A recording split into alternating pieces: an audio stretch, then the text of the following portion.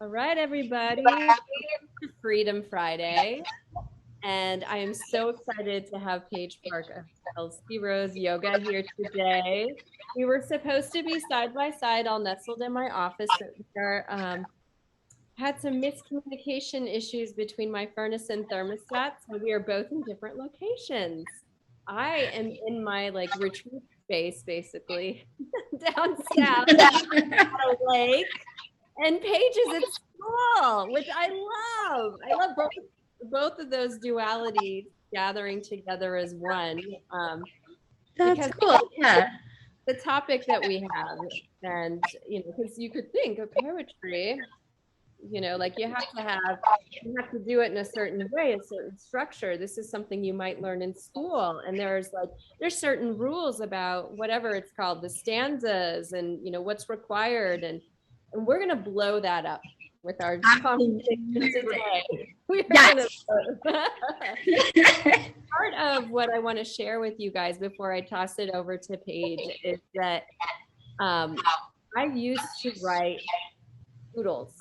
And I was like a very straight-laced student in high school, but there was something in me that woke up when I was around the age of 14 or 15, and I started writing from a different space, and I would just write and write and write and write. And I hid it away in a box. And one day I shared it with my mama, and she was like,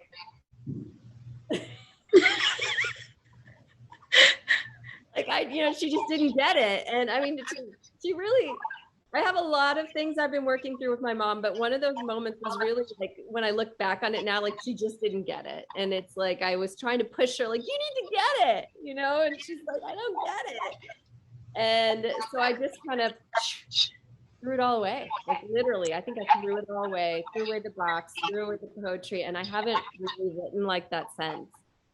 And on my birthday this year, my daughter, who writes continuously, she's 16, she gave me this beautiful journal, and she pasted one of her absolutely written from another dimension poems.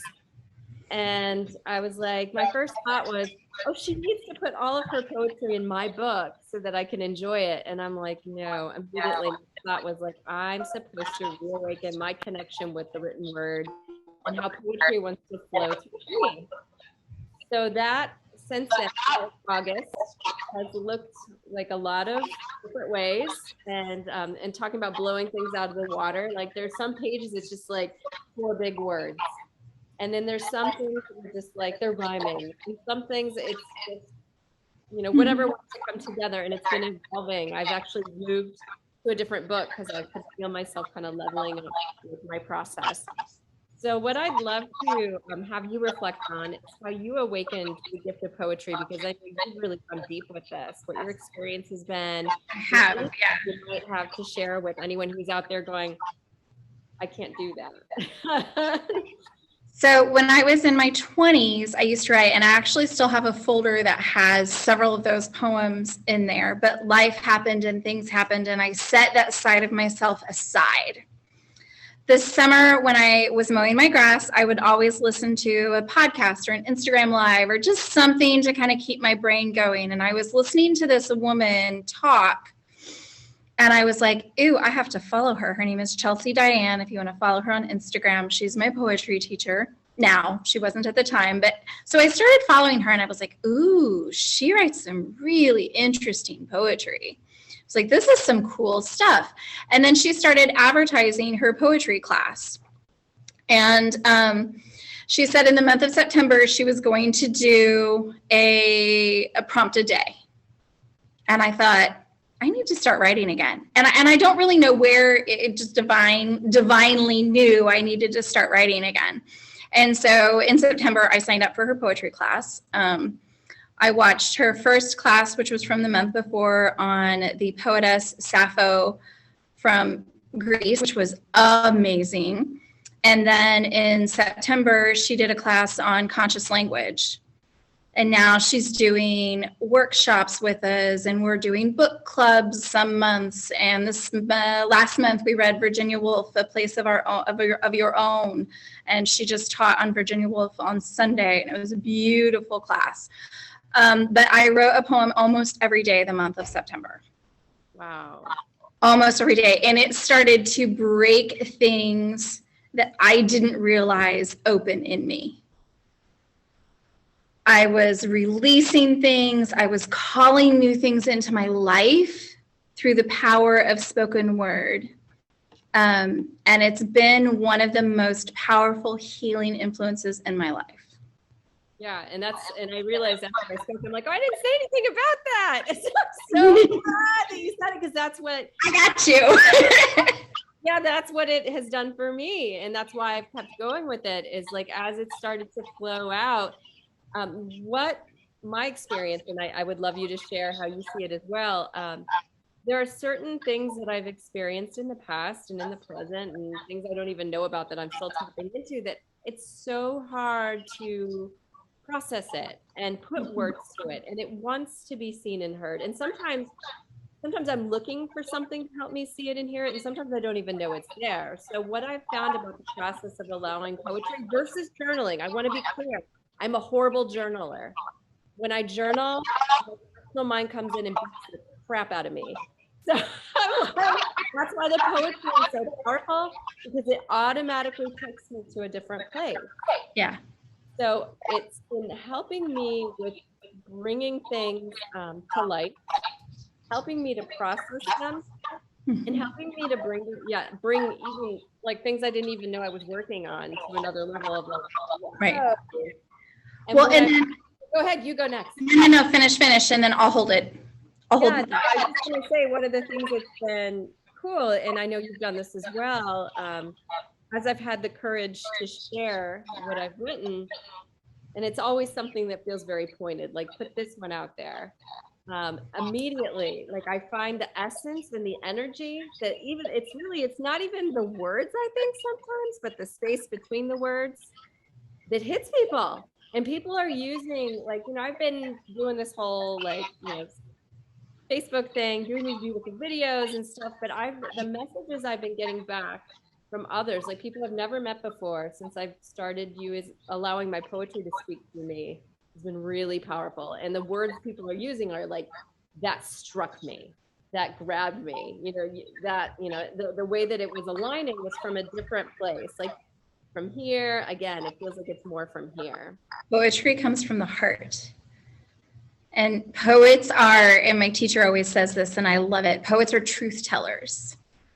And when you're using your poetry to tell the truth and tell what happened and explain express how you felt in that moment, back in the heart space, back where the poems live, back where the emotion and the creativity lives is in our heart. And yoga, I'm a yoga teacher as well. Yoga teaches that creativity lives in our sacral chakra.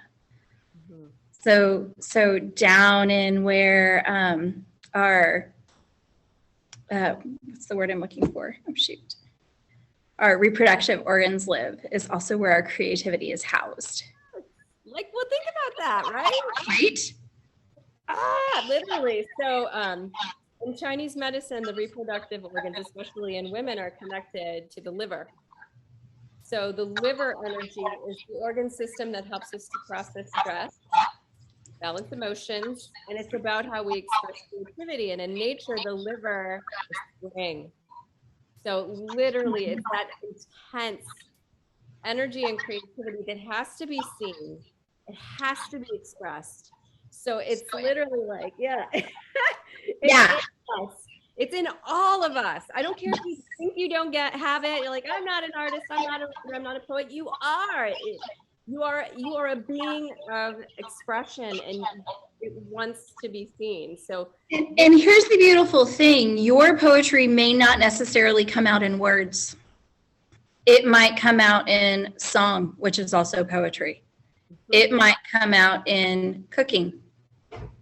It comes out in expression. We express it in different ways. And it's so beautiful to just really tap into that point of creativity in our lives.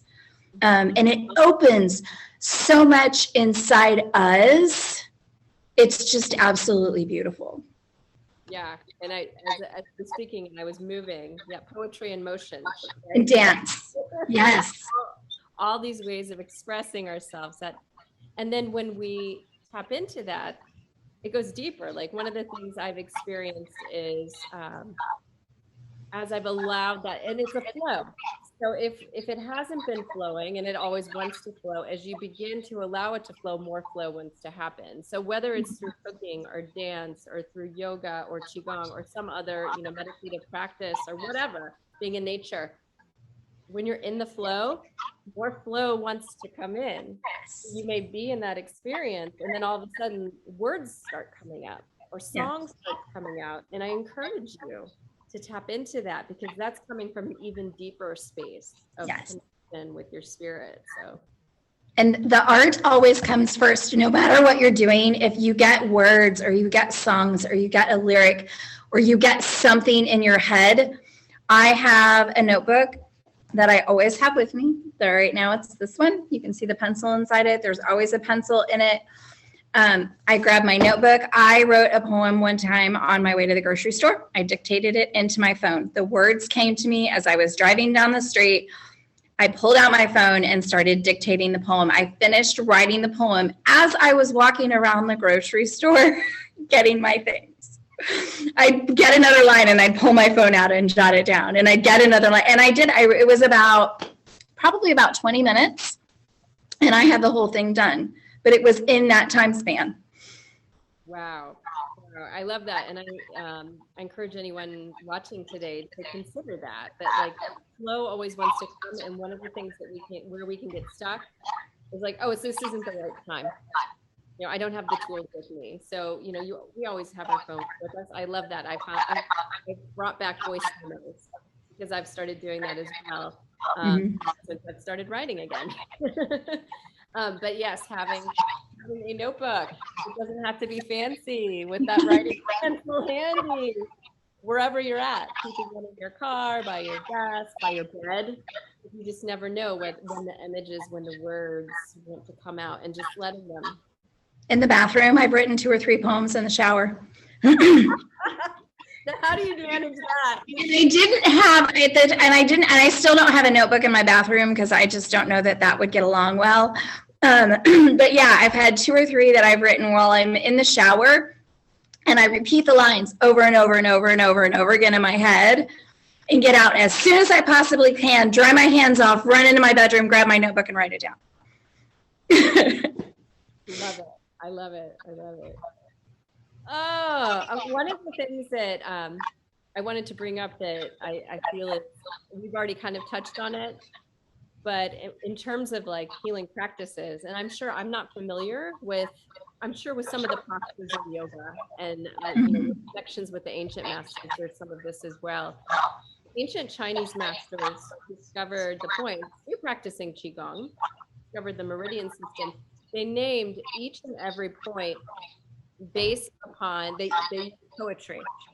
So a lot of this has been lost because so much was lost in translation, but so much is transmitted. This wasn't just about the location of each of these points, wherever they were, but it was about a higher level of connection with what its purpose was, like even at the level of connection with emotions and spirits and what its potential was.